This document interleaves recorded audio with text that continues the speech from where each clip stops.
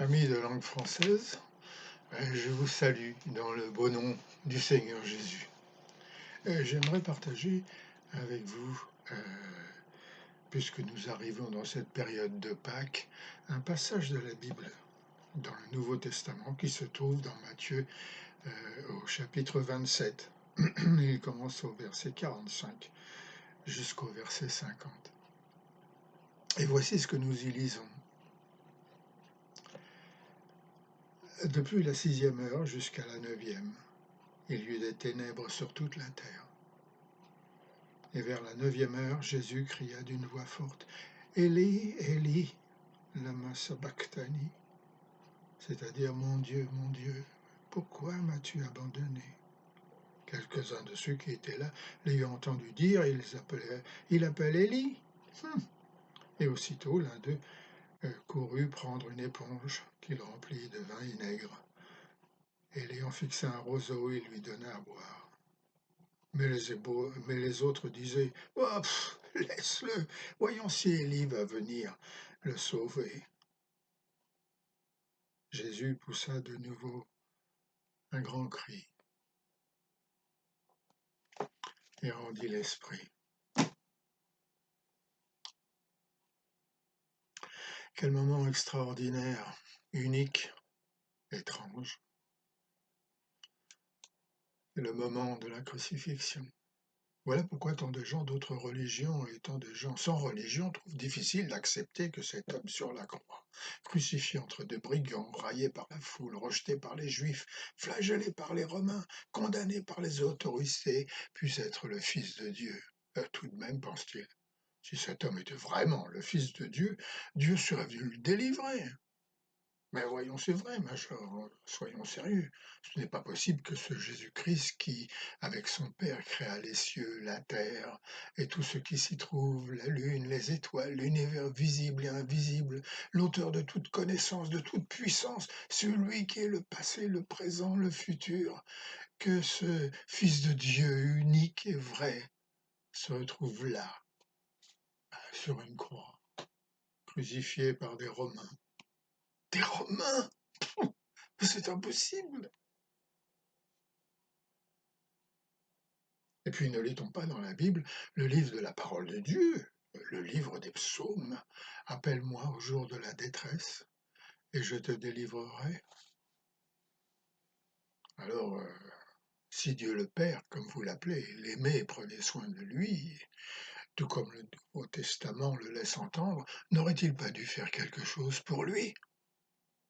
Moi je vous dis, Major, hein, si quelqu'un en voulait à mon fils, je ferais tout ce qui est en mon pouvoir pour l'aider, à le secourir et le délivrer. Un père comme cela, qui laisse son fils être crucifié, c'est une honte. Peut-être, Major, que Christ et son père se sont querellés. Parfois, père et fils le font. J'en ai même connu qui ont refusé de se parler pendant des années. Et c'est vrai, mes amis, cela peut arriver chez nous, les humains, que nous nous disputions et refusions de nous parler pendant des années, même au-delà. Seulement ça, la Bible semble nous démontrer le contraire en ce qui concerne Jésus-Christ et celui qu'il appelle son Père. Nous ne trouvons pas dans ce livre de désaccord entre eux, bien au contraire, mais une sorte de complicité, d'entente. Jésus se plaisait à dire « Celui qui m'a vu a vu le Père ». Et encore, le Père et moi, nous ne sommes qu'un. Jean chapitre 10, verset 30. Et le Père lui disait de son Fils, « Tu es mon Fils ». Et encore, celui-ci est mon Fils bien-aimé. Et puis, en lui, j'ai mis toute mon affection. Matthieu chapitre 3, verset 17. Entre eux, l'amour était vrai et sincère. Le Père aimait le Fils, Jean 3, 35. Il n'y avait pas de désaccord entre eux. Jésus se plaisait à dire « Je parle selon ce que le Père m'a enseigné ». Jean 8, 28. Et le Père n'ajoutait « Écoutez-le ». Matthieu 17, verset 5. Les deux partageaient le même but, le salut du monde. Jean 12, 44, 50. Ouais. Alors, Qu'a-t-il bien pu se passer pour qu'ils en arrivent là, l'un abandonnant l'autre? Peut-être se sont-ils mal compris, Major, ça arrive ça aussi, hein? Ben non, car ils étaient aussi unis dans leurs décisions qu'ils l'étaient dans leur projet de sauver l'humanité en la délivrant de la puissance du péché. En plus de cela, ils savaient pertinemment comment s'y prendre. Le Père aime tant le monde qu'il a décidé de donner son Fils.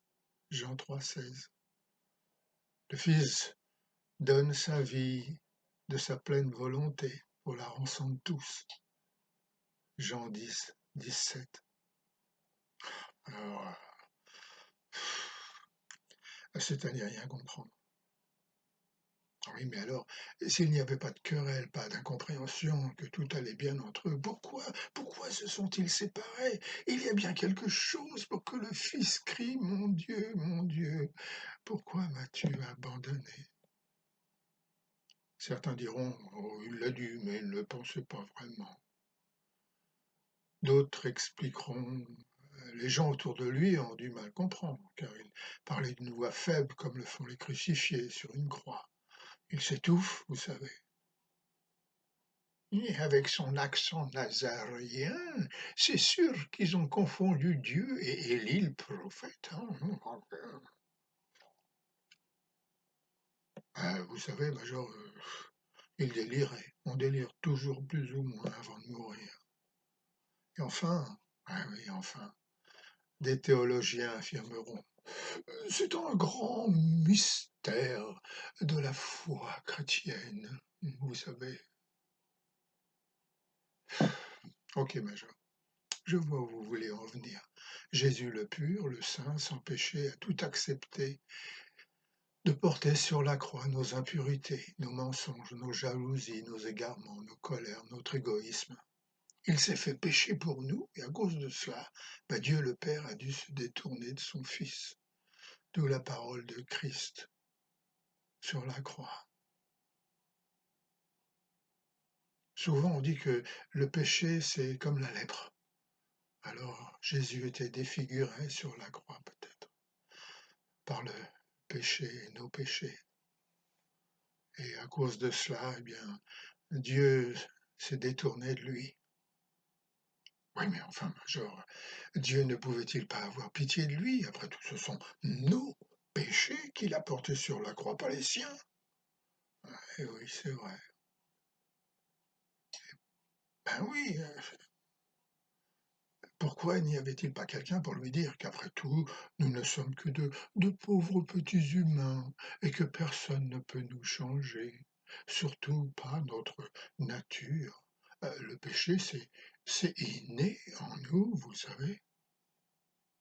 Et voyons bien les choses en face, Major. Nos péchés ne sont que de petites imperfections, des erreurs acceptables, les défauts de notre humanité. Il n'y a pas de quoi fouetter un chat. Mais si c'était le cas, si le péché dans ma vie n'était semblable qu'à une petite maladie que l'on soigne avec du paracétamol, alors pourquoi Dieu le Père et son Fils ont-ils produit un tel scénario dramatique dans le pur style des films hollywoodiens? C'est vrai, quoi. Dieu connaissait nos limites, il aurait pu tout simplement ignorer nos égarements, ou encore plus simplement aller nous détruire et tout recommencer à zéro. Oui, sans aller aussi loin, Major, euh, comme dans l'Ancien Testament, par exemple, pour nos petits péchés et nos manquements, un simple sacrifice, cela aurait fait l'affaire, n'est-ce pas? Il n'y avait pas besoin de déranger toute la famille de Dieu ou de tout tourner en crise mondiale, voire universelle, pour si peu de choses. Hein. Voilà pourquoi, en ce vendredi saint, souvenir de la mort de Jésus sur la croix, eh bien nous chanterons ces paroles. Il paya mon salut pour son grand sacrifice. Ô Jésus, quel merveilleux amour! Désormais pour ton saint et glorieux service, ton racheté se donne en retour. Alors je viens à ton autel, offrande volontaire. Librement, je veux servir mon roi. Je ne veux désormais que ta gloire, ô mon Père, ne vivre que par toi, que pour toi. Allons mes amis, préparons ensemble cette venue de Pâques. Dieu va très certainement nous parler à chacun d'entre nous. Dieu vous garde.